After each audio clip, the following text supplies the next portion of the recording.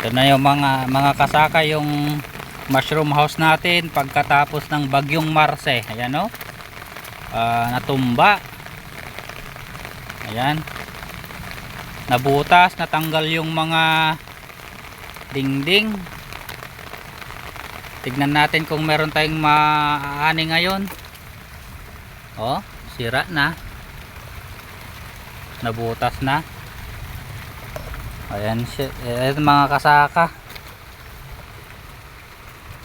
Ayan. Nabutas, wala na. Ewan ko kung pwede pa to.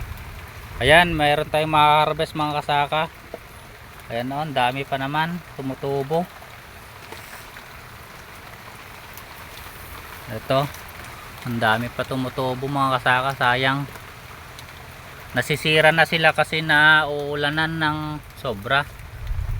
Ayan, maraming tumutubo. Ayan o,